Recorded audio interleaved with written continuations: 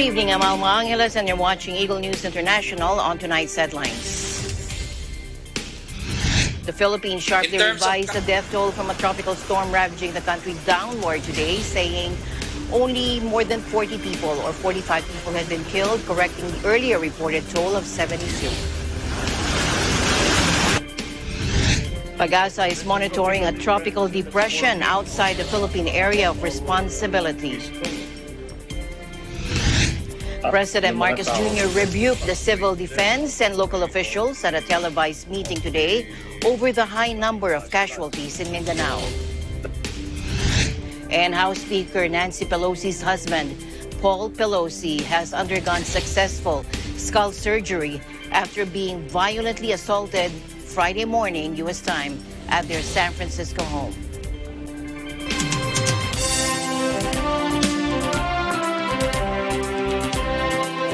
First in our news, the Philippines sharply revised the death toll from a tropical storm ravaging the country downward today, saying only 45 people had been killed, correcting the earlier reported toll of 72. First, let's listen in. In terms of casualty, this is already based on the validated report that was submitted by BARM this morning.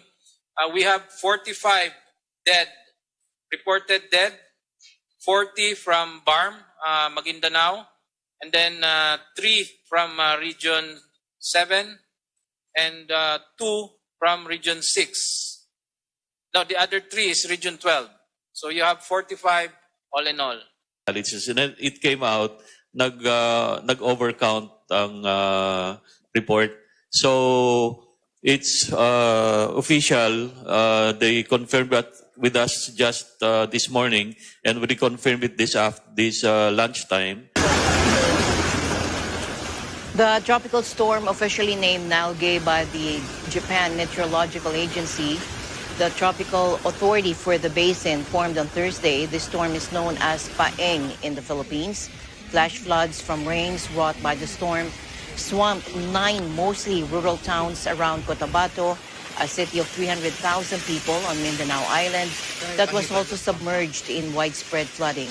More than 7,000 people were evacuated ahead of the storm's landfall, according to the Civil Defense Office.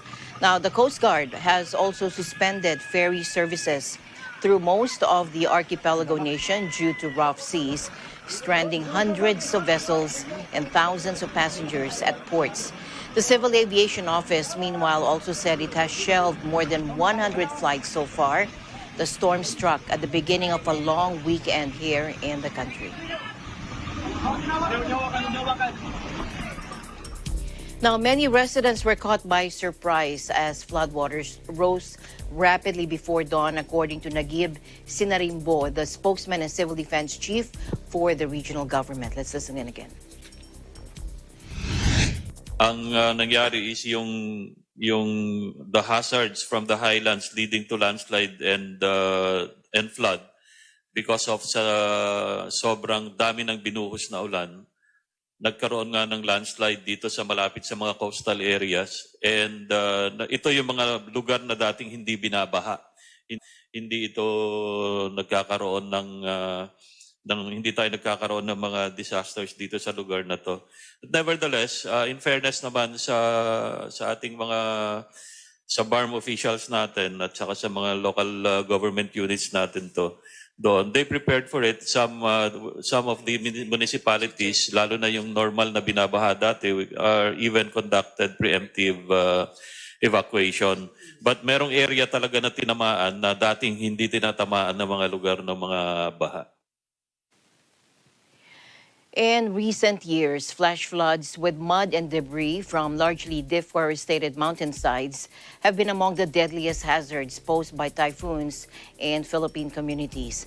Mindanao is rarely hit by the 20 or so typhoons that strike the country each year and kill hundreds of people. Now, those that do, however, tend to be deadlier than those that hit the country's main island of Luzon. Along mountain range walls of most of Luzon from the Pacific, where most storms are spawned, helping to absorb the blow, according to Pag-asa.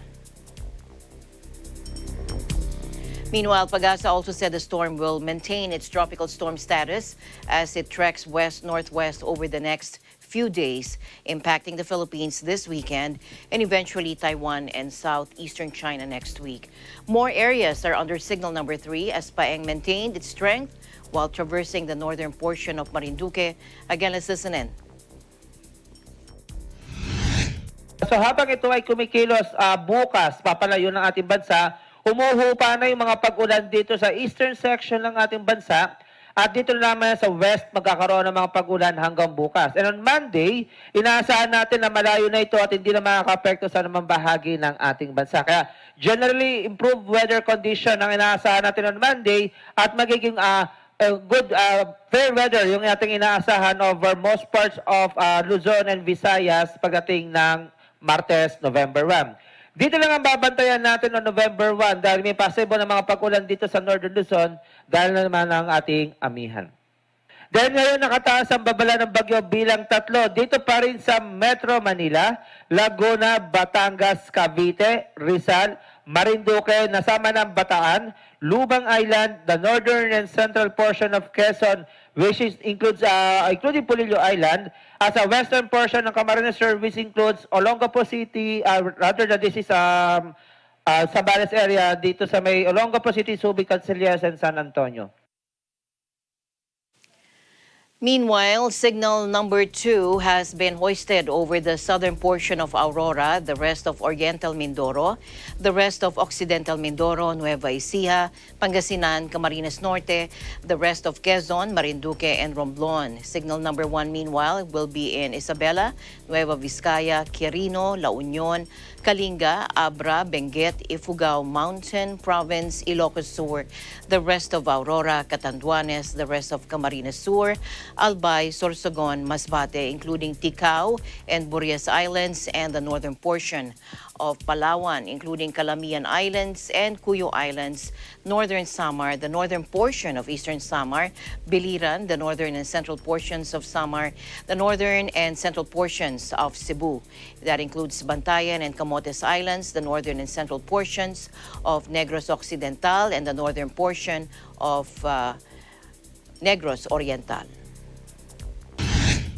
Meanwhile, President Bongbong Marcos Jr. has offered his condolences to the families of flood victims as severe tropical storm Paeng brought heavy rains and drenched some parts of the country, including the Bangsamoro Autonomous Region in Muslim Mindanao or BARM. President Marcos asked the public to stay safe and vigilant as Paeng is expected to bring heavy rains in parts of Luzon and the Visayas on Sunday. He said all those in the affected areas are advised to take precautions, particularly those who plan to travel this long weekend. The president assured that all concerned agencies are on alert. Meanwhile, the Philippine Atmospheric, Geophysical, and Astronomical Services, or PAGASA, is monitoring a tropical depression outside the Philippine area of responsibility. Now, this was apart from the severe tropical storm Paeng, which has prompted the raising of tropical cyclone wind signals over parts of Luzon and Visayas. Again, let's listen in. There's a tropical depression that's forming on off our east coast. Yes sir, ito pong minomonitor natin ngayon, tropical depression, nasa labas pa po ng Philippine Area of Responsibility, ito pong nasa circle na to. And then moving westward, naasahan natin by 31 ng October or November 1, papasok sa ng ating Philippine Area of Responsibility and it will be named Queenie. Ang letter Q na po tayo. Basta Q na tayo. Yes sir. Alright. Okay. Now, according to the Weather Bureau, the center of the tropical depression is so far estimated 1,495 kilometers east of northeastern Mindanao, and it's packing maximum sustained winds of up to 45 kilometers per hour near the center with a gustiness of up to 55 kilometers per hour. It's moving west-northwest at 15 kilometers per hour. Pagasa said the tropical depression is forecast to move very slowly in a westward direction before gradually accelerating towards the Philippines. The Weather Bureau also said the tropical depression may enter the Philippine area of responsibility on Monday or Tuesday. The tropical cyclone is forecast to remain a tropical depression until Wednesday, when Pagasa said it is likely to weaken into a low-pressure area.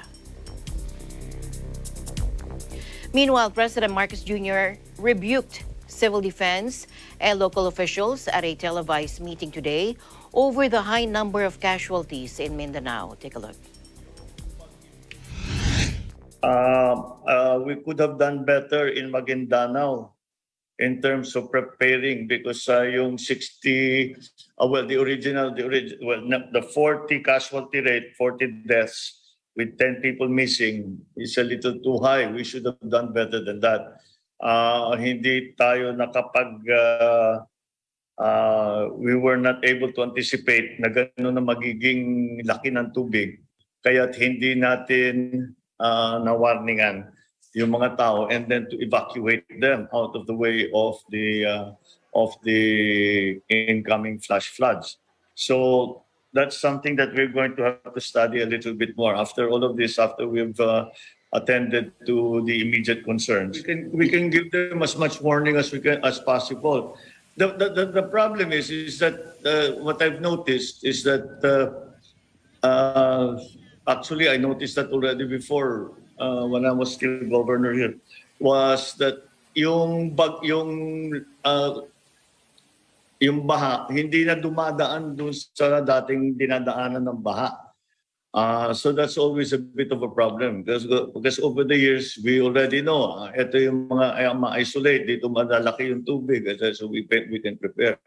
But as we've been going on, parang marami ng lugar na hindi naman nababaha rito, but ngayon nabaha ito. Mindanao is rarely hit by the 20 or so typhoons that strike the country each year, but those that do tend to be deadlier than those that hit Luzon or the smaller central islands. The storm also caused flooding elsewhere in the country. Meanwhile, the Philippine National Police also said it will continue disaster response operations in areas affected by severe tropical storm Paeng in most parts of the country, despite its own personnel and their families themselves affected by this weather disturbance. The PNP National Headquarters has alerted all police regional offices through its area police commands to keep all highways and major thoroughfares clear of debris and hazards for unhampered passage of emergency vehicles, personnel, equipment, relief supplies, and commercial cargo. Now, severe tropical storm Nagi or Paeng pounded Gubat in eastern Philippines today. Heavy rains have inundated mostly rural areas on Mindanao Island, which was followed by landslides and flooding, damaging nearly 500 houses. Let's take a listen at some of the reactions. Walay namo dito, medyo tumba na. Nahadok ako kay kung kumusog ang bagyo niyan. Humbal na talaga yan to. Diba, paliwat kay ngayad baga. Kaso lang, kay puhang kay magugutom man nun. Dili mabahugan niyan. Hindi kumato.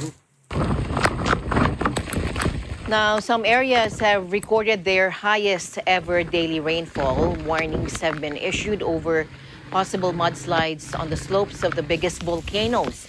Flash floods and landslides are always one of the greatest dangers in the country. The country has unstable geography and deforested mountains. Storm Nagi or Paeng caused the most havoc in Maguindanao province on Mindanao Island, and there is extensive flooding in and around the city of Cotabato.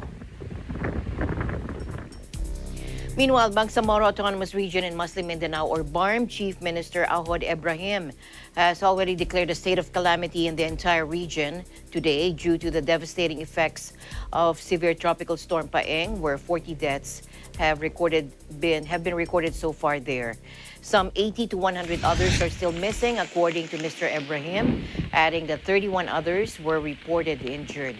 Ibrahim said that Maguindanao province was severely hit by flooding brought about by Paeng's heavy rains for the past 2 days.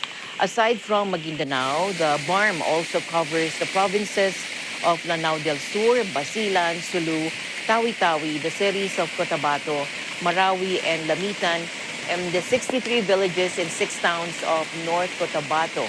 In an updated situation report, he also said that figures from BARM's Rapid Emergency Action on Disaster Incidents already placed the death toll at 40, the bulk of which is in Maguindanao province.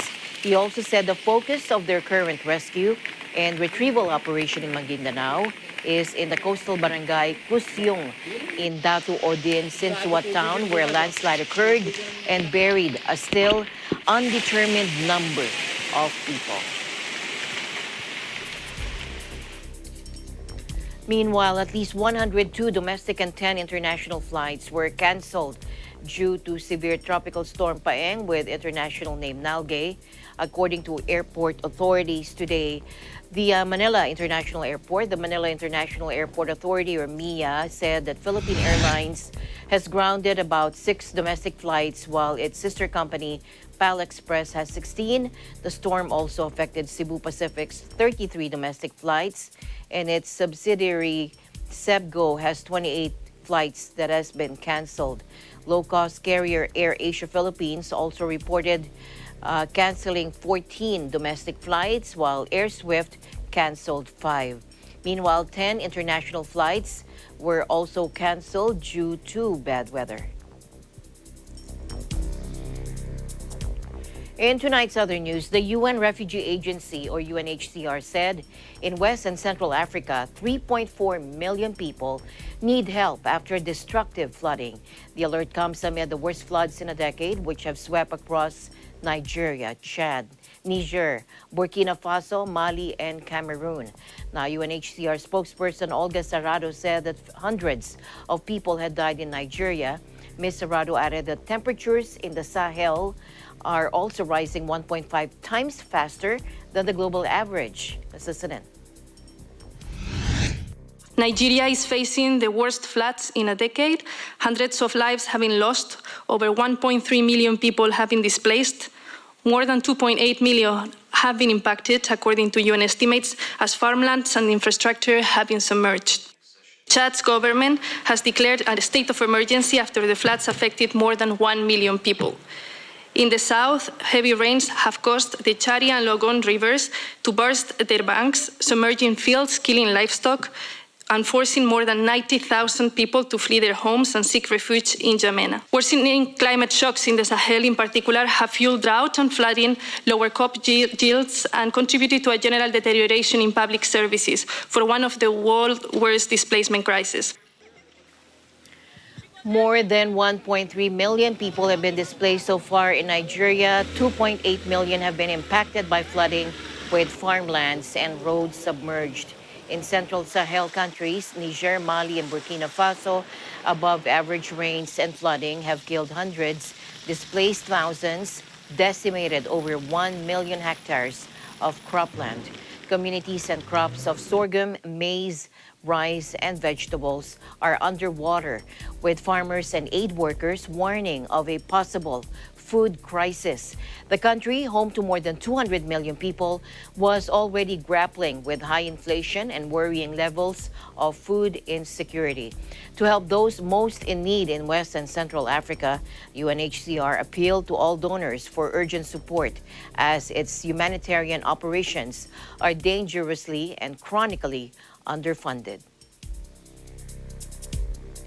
On a Spanish morning in late October, now from wet to very dry, thermometers are reading 30 degrees. Further up north, most of Europe is experiencing similarly abnormal mild weather after a summer marked by repeated heat waves.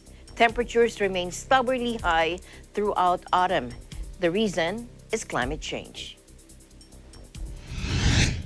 Efectivamente, este otoño, sobre todo el mes de octubre, está siendo particularmente cálido en España. De hecho, aunque todavía no ha terminado el mes, ya podemos prácticamente dar por seguro que va a ser el mes de octubre más cálido desde 1961 por lo menos, e incluso con reconstrucciones climáticas podría serlo de los últimos 100 años. Se trata, por lo tanto, en el Cantábrico, a orillas del mar Cantábrico, una zona que suele ser habitualmente fresca, debido a los vientos del sur que están llegando de manera constante, se están superando 30 grados durante muchos días consecutivos. Eso no es en absoluto normal.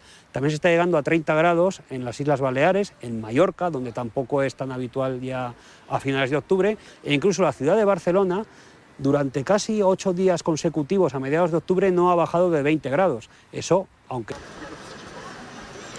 The European Environment Agency, or EEA, has warned that Europe's greenhouse gas emissions rebounded in 2021 due to the post-pandemic recovery, and the continent must step up efforts if it hopes to meet its targets. Preliminary data reported by EU member states showed that greenhouse gas emissions rose by 5% in 2021 from 2020, mainly due to the post-COVID economic recovery, according to a new EEA report.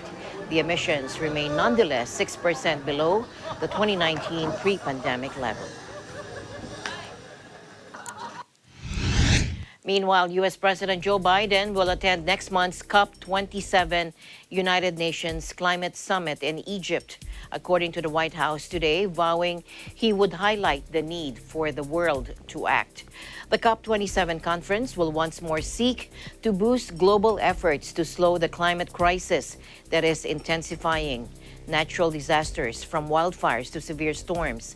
Egypt is to host the 27th conference of the parties to the UN Framework Convention on Climate Change in the Red Sea resort town of Sharm el-Sheikh. President Biden will be at the summit on November 11 before heading to Cambodia for the annual U.S.-ASEAN summit, and then on to Indonesia for a G20 summit. Meanwhile, experts are emphasizing the need to address food insecurity, conflict, destroyed homes, and civil society reprisals as the Third Committee, or Social, Humanitarian, and Cultural, continued its dialogues on human rights, also focusing on inescapable poverty, leprosy, discrimination, and restricted rights to assembly. Take a look. Three structural challenges are the debt crisis, a broken trade system, and rising corporate power. And governments have to work within those constraints to transform their food systems. In the last 2 years, there's been a global consensus that everyone must transform their food system, and the food crisis is only getting worse. What we need now is governments to come together, to work together, and to commit to work together. What we need is to transition our national food systems towards agroecology. Agroecology is the idea that we want to create food systems that mimic ecological processes as much as possible, and that centers human rights and social justice throughout all elements of the food system. The way we treat people and the way we treat land are the same. Justice runs both in our relationship to the land and with people. We need to consider the destruction of homes during conflict as a standalone crime in itself. And following the advocacy of many scholars, I've actually called for it to be recognized as domicide. Many people in poverty are in fact unable to have access as they should to housing, to education, to healthcare, to jobs because of the discrimination they are subjected to. And this particular form of discrimination is the result of negative stereotypes about people in poverty that I refer to as povertyism.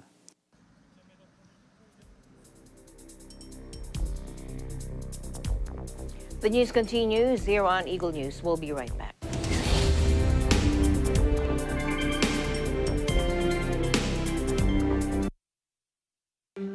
Alam namin ang iyong pagsisikap. Dama namin ang iyong mga sakripisyo. Kita namin ang pagharap mo sa bawat pagsubok. Kaya sa kabila ng mga hamon ng buhay, nandito kami para umalalay. Kasi katulad mo, gusto rin namin ang magandang bukas para sa kanya. Hatid namin ang dekalidad na edukasyon at makabagong pasilidad sa abot kayang halaga. Kaya huwag ka na mangamba, sasamahan ka namin tuparin ang mga pangarap niya.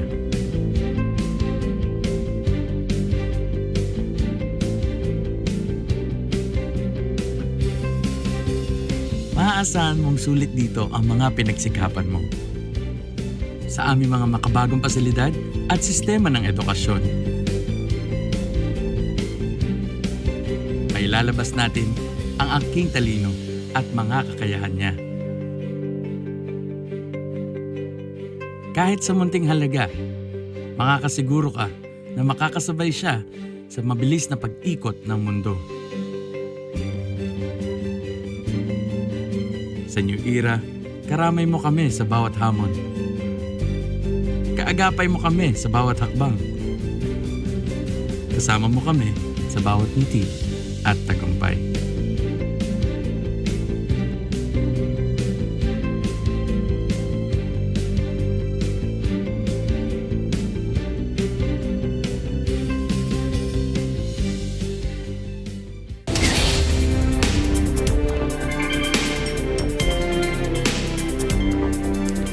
Welcome back. Now to the U.S. House Speaker Nancy Pelosi's husband, Paul Pelosi, has undergone successful skull surgery after being violently assaulted Friday morning U.S. time at their San Francisco home. Take a look. Now, police said once inside, the hammer-wielding intruder shouted, "Where is Nancy? Where is Nancy?" Now, he was shouting this during the attack, suggesting that his motivation was political.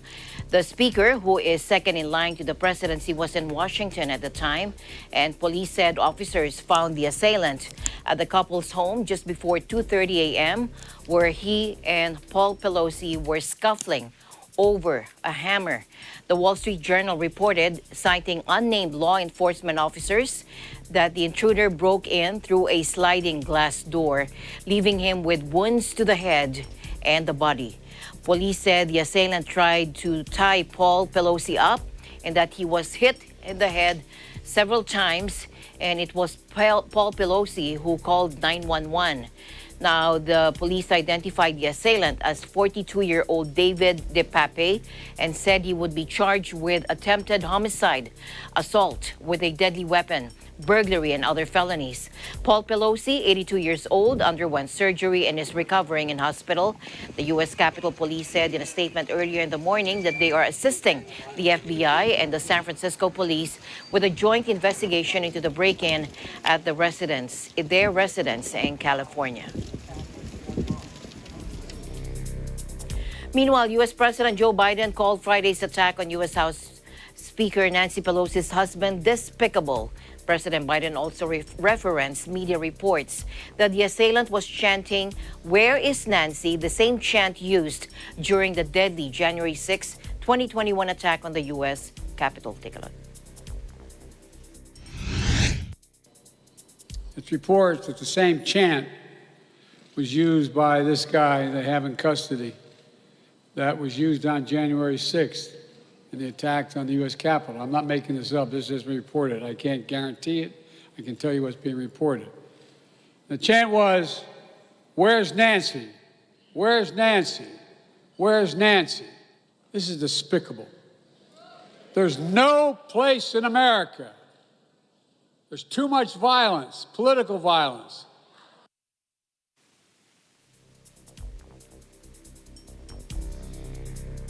In tonight's other news, Elon Musk has taken control of Twitter in a $44 billion acquisition. And there's already been a management shakeup within the company. Take a look. Now, Mr. Musk sacked Chief Executive Parag Agrawal, as well as the company's Chief Financial Officer and its Head of Legal Policy, Trust and Safety, according to the Washington Post and CNBC, reporting this and citing unnamed sources. Agrawal went to court to hold the Tesla chief to the terms of a takeover deal he had tried to escape. The takeover has left users, advertisers, and employers in the dark about Elon Musk's intentions. The deal means Twitter is now a private company, and everyday investors will now no longer be able to buy shares. The New York Stock Exchange suspended trading in the company's stocks on Friday. Now, those shares would be delisted November 8th. Though he has vowed that Twitter will not become a free-for-all hellscape, Musk reportedly plans deep staff cuts that would gut teams that oversee content. Meanwhile, Mr. Elon Musk's ceiling of the on-again, off-again $44 billion deal ended a months-long soap opera of corporate chicanery involving insults, threats, and lawsuits. He said, take a look. "The bird is free," tweeted the billionaire, Tesla founder, and space pioneer, in reference to the company's logo. "Let the good times roll," he said. Meanwhile, European politicians were quick to signal to Musk that the continent had regulations for social media companies. "In Europe, the bird will fly by our rules," tweeted Thierry Breton, the EU Internal Market Commissioner. The 27-nation bloc is imposing landmark legislation aimed at reining in the power of U.S. tech giants and forcing them to more closely screen illegal or harmful online content. Mr. Musk had vowed to dial back content moderation and was expected to clear the way for former U.S. President Trump to return to the platform. Meanwhile, investment analyst Victoria Scholar says that Elon Musk taking control of Twitter will mark a big change for the social media platform. During an interview with AFP, Scholar explains that the billionaire has a very different vision. Take a look. There were questions about whether or not he actually wanted to go through with the transaction. We then went into a legal battle between Twitter and Elon Musk. Perhaps there was something in there that saw that ultimately he was going to lose, and he realized it was actually easier to go through with the transaction. It's very difficult to say exactly what's happening behind the scenes, but what we do know is that now he is in charge of Twitter, and he could reportedly, in fact, become the CEO as well. So it's clear that there was bad blood between Elon Musk and Parag Agrawal, the CEO.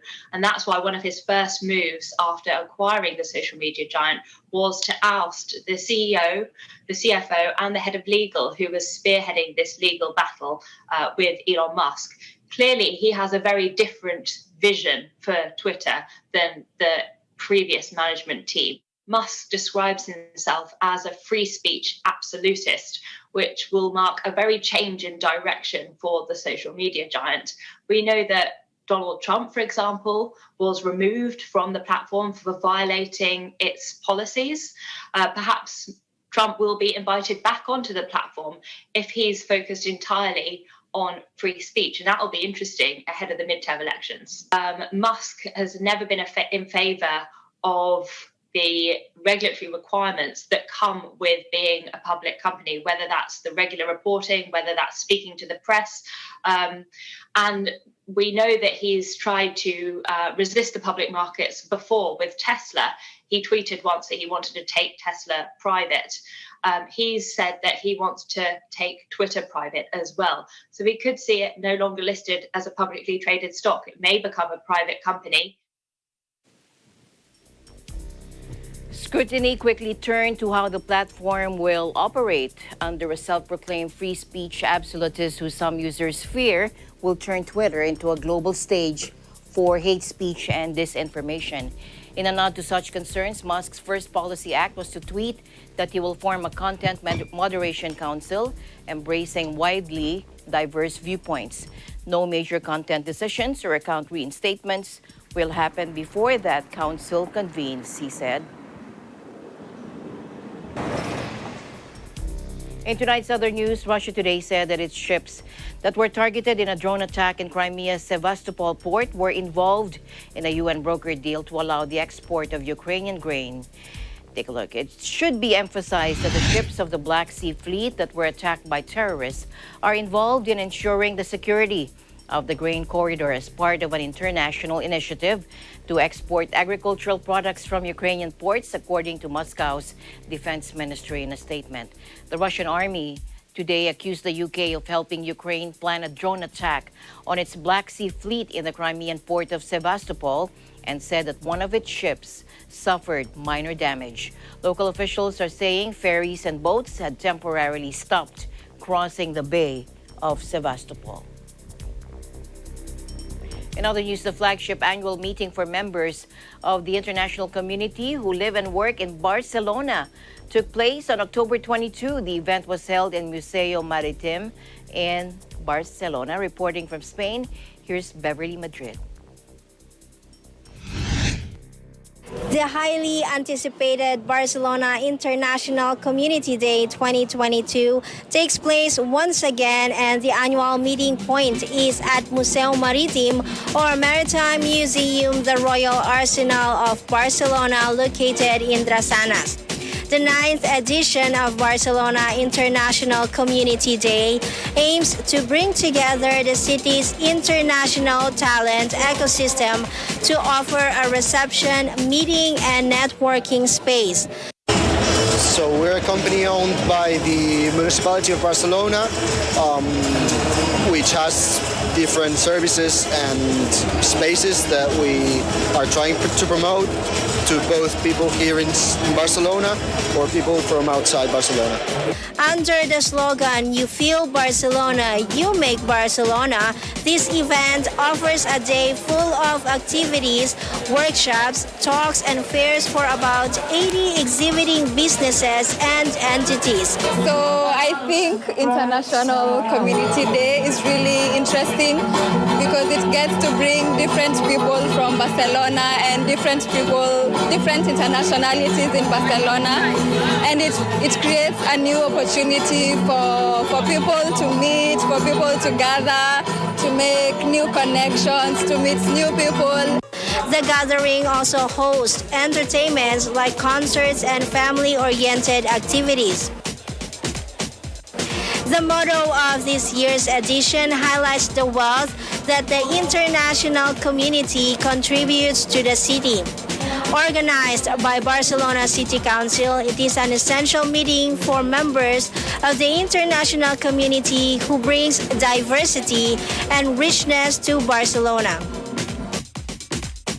This is Beverly Madrid, Spain Bureau. We live in extraordinary time.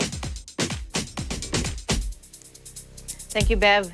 Meanwhile, a blood donation drive recently held in South Korea. Kristen Jewel Oyabut reports. Members of the Iglesia ni Cristo did a blood donation drive in several places here in South Korea. Members of the Iglesia ni Cristo, or also known as Cristoe Kyohe in Korean, did a blood donation activity in South Korea.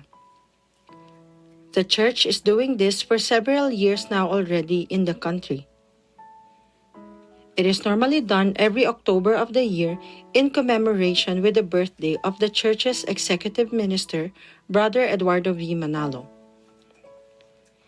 It is one of the teachings of the church to help other people, and this is why they are doing this humanitarian activity. Kami po ay lubos na nagpapasalamat sa ating pinakamamahal na tagapamahalang pangkalahatan, ang kapatid na Eduardo V. Manalo, sa pagpapatibay po nila ng ganitong aktibidad na blood donation. Napakahalaga po ng ganitong aktibidad sapagkat una, nakatutulong po ito ng malaki sa nangangailangan po ng dugo. At sa panig naman namin na magdodonate ay malaking tulong po ito sa amin pong kalusugan. Ang blood donation po ay isinasagawa natin ngayon sa ating distrito upang atin pong maitaguyod ang doktrina na itinuro sa atin ukol po sa pakikipagkapwa-tao at ang pagtulong sa mga nangangailangan. Sa ganitong paraan din po ay ating nagagawang maipakilala sa mga tao, lalo na po sa pamahalaan ng bansang ito, ang ukol sa Iglesia ni Cristo.